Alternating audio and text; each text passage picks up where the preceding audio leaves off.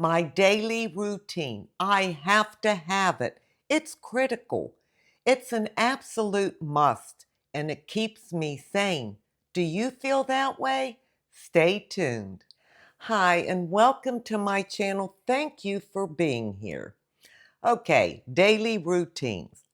Some people might find routine boring, not me. It's an absolute must. It keeps me grounded, it keeps me calm, it slows down my central nervous system, and it keeps me sane. So it's very important to me. And the older I get, the more important it becomes. So I'm going to go over my daily routine just in general, but more importantly, I want to focus on why a routine matters, how I protect my routine, and what happens when someone or something disrupts everything. Now, that's something that can really take a big adjustment. And, it takes a lot to get it all worked out, but we'll discuss that. So, first, I'll talk about my daily routine. And when I get up in the morning, of course, I go straight and get my coffee, but my daily routine starts outside. I have to be outside. My patio has a covering over top, so it doesn't matter if it's raining, freezing cold, burning hot, foggy, I don't care what it is. I'm out there. I'm in peace and quiet, and I love it. I reflect on how the day went the day before. It's my Bible time. It's my devotional time. It's just time for me to sit and be still. That starts my every day, and it sets the whole tone for the day. After that, around 4:30, I go out and take my morning walk. I come back, I take my shower, get dressed, and then I'm in the kitchen. That's the room I want to work in first. I do what I call dishes and dancing. I do my dishes by hand and I play music so I can dance while I'm doing them. I take my time, I wash each thing, I rinse each thing, then I dry it, then I walk over and put it away in the cupboard or the drawer. It's like a whole ritual for me, but I enjoy it. After that, well, it's a variety of things through the rest of the day. Laundry, ironing, sweeping the floors. I take another walk sometimes. I may have to go on an errand or something. Then I like to organize something every day and I like to declutter something every day. Doesn't have to be an all day project, but it's just something that I routinely do each and every day. Sometimes I am involved in projects that take, a good portion of the day, but that's okay too.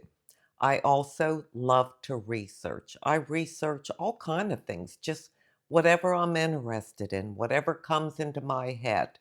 I do a lot of research for Dave because he has health issues. So that way I can get a better understanding and be more helpful to him. And it's just a big part of my life. So throughout the day, I have plenty to do. I'm never bored. I'm never without anything to do. In fact, there aren't enough hours in the day for me. And then my evening routine is always the same as well. Usually by 5 o'clock, I've got my face washed, my teeth brushed, and my pajamas on. Then I do a few more things until 6, 6:30, and then I go to bed. So that's the end of my day. And this is how it is each and every day. And like I said, I'm kind of ritualistic. I like rituals. I like to do things a certain way. And I don't know if anybody else is like that or not, but I know I am. So now let's talk about why routine matters. For me, it keeps me calm. It keeps me physically energized. It reduces overwhelm for sure, and it just keeps me grounded in the way that I need to be grounded. I like predictability, and routine provides predictability. Routine is also a part of my purpose. There are certain things that I do each and every day because they matter to me. And it's something that I want to contribute or give to my home, to myself, to my family. So there are many reasons why a routine matters. You may have different ones, but those are a few of mine. Now let's talk about how I protect my routine. First of all, mornings are non negotiable. That is my time, my quiet time. It's absolutely crucial to me. And I cannot give that up for anybody or anything. Another way I protect my routine is to not let outside disruptions come in and take my routine from me. Sometimes we're invited to do something, and if you want to do it, by all means, go do it. But that's for each individual person to decide. And for me, I'm not going to let that take me out of my routine because my routine is more important to me than, going out and doing something. I protect my routine by being accountable to myself. There are certain things that I enjoy doing. There are things that have to be done each day. And so I prioritize those things and I just stick with it. I protect my routine by staying with my own rhythm. We all have our own rhythm, and you know what works for you. I know what works for me. So I protect that and I keep with the rhythm of my own body, the things that I want to do or get accomplished, and that helps me so very much. So now let's talk about the big one. What do you do when someone or something disrupts everything? I know for me that is a huge challenge, and maybe it is for some of you. A lot of it depends on the circumstances. I mean, something can come up for a day or two where you're not able to have your routine, and yeah, you'll survive. I mean, it'll be okay. But when something big happens, like a major change, that's really difficult. Some things that may be a major change is all of a sudden you're used to being there all day in your routine, and now your husband retires and he's going to be home every day. Or a parent that's elderly or sick has to come and live with you, or you may have to go and live with them. Your whole routine is going to be thrown off. So if someone comes to visit for a week or so, you do the best you can to stay on course, to keep in your routine. Believe me, you will be a better person for it. I know if I'm in my zone and in my routine and I don't have it or it gets disrupted, I feel out of sorts. So I do the best I can. Of course, again, the mornings are non negotiable, and nobody is awake when I'm awake in the morning, anyhow. So my day can start out just fine by keeping that morning routine. And if someone's in the house, I'm still going to do my dishes. I'm still going to move around. Now, maybe I can't have the music on because they're trying to have a conversation with me, but later on that day, I will escape to my bedroom, put my music on, and dance in my bedroom. I have to have that.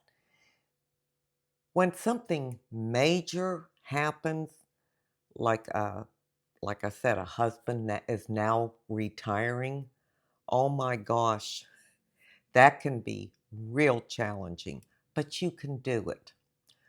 You have to communicate. You have to be honest. Don't worry about sounding like you're selfish. You're not selfish. You're trying to work something out so that two people can coexist in the same home, even though they're doing different things. You don't want to get so frustrated that you blow your top. You don't want to get resentful, and that can so easily happen. I'll give you a few examples. You've got your routine, whatever it is. You clean the kitchen all up, and there's no dishes in the sink, and you've swept and dusted and did all the things. Your husband, he was out in the garage doing something. He comes in, he decides to, I don't know, make a drink or a sandwich or get a cup of coffee or something.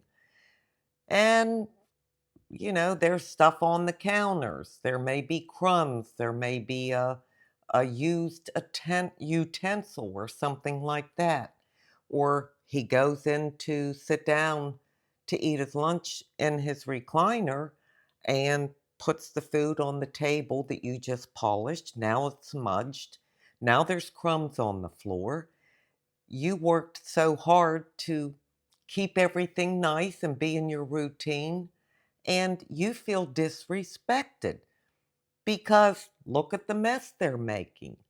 So you have to communicate those things in as loving and kind of a way that you possibly can.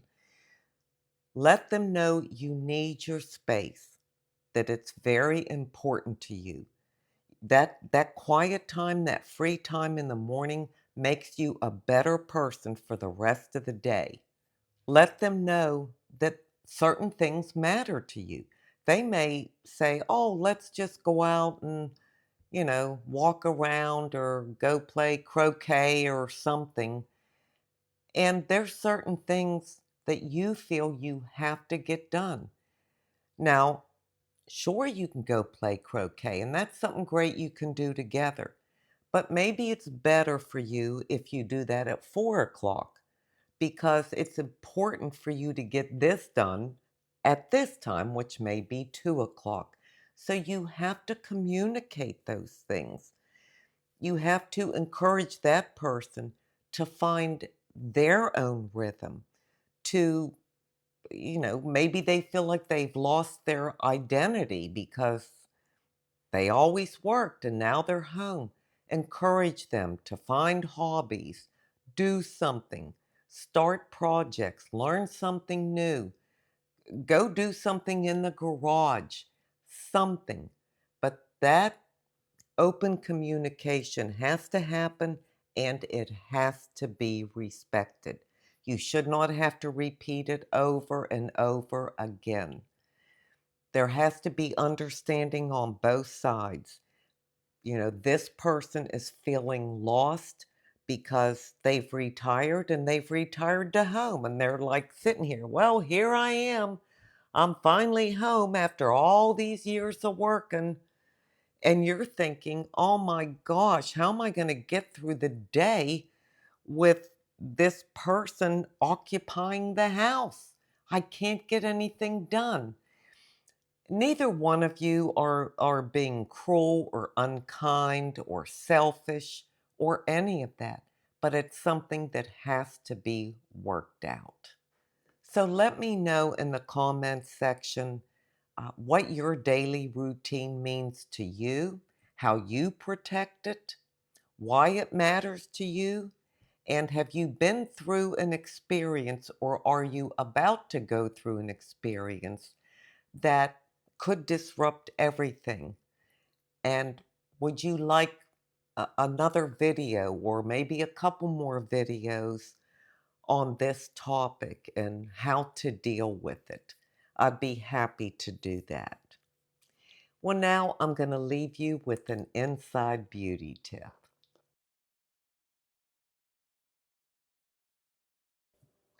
My inside beauty tip is the serenity prayer. God grant me the serenity to accept the things I cannot change, the courage to change the things I can, and the wisdom to know the difference. I wanted to choose the serenity prayer because when I thought about it, I knew I needed it for me, and maybe you need it for you. Because my routine is so important to me, what would I do if I couldn't have it anymore? Maybe due to an illness or something that I didn't have my mobility and I couldn't have that routine that I have throughout the day. Well, I definitely would have to pray for serenity because I wouldn't be able to change that. So I'd have to find some kind of acceptance. And as we know, life changes all the time, and we have to be prepared for that. If I were the type person that I didn't have a routine, but I needed one because my days had no structure, I felt like I had no purpose in life, no motivation. I was down in the dumps, depressed, things like that.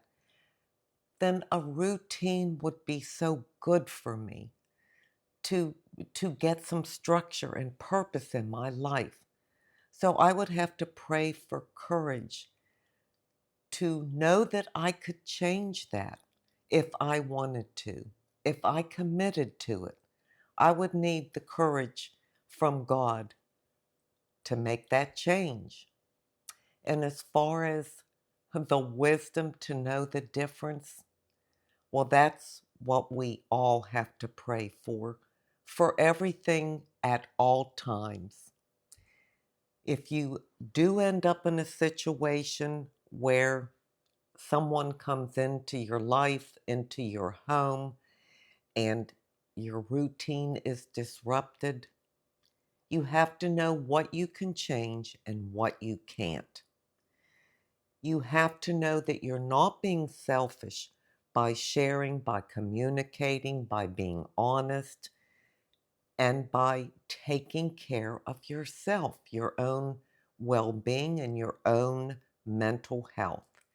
So, if you're in a situation or about to be in a situation where your life is going to be upended, whether your routine that you count on so much is going to be disrupted, or your lack of routine is now going to become a routine that you have to accept and adjust to. Pray for the wisdom to know what you can do about it. You can do something about it. You can be honest. You can talk about it. You can set up boundaries. You can have certain parameters. You can have non-negotiables. There's all kind of things. You're not just left out to dry. We all always have someone to go to help us in all the ways that we need help. And I think the serenity prayer says it all.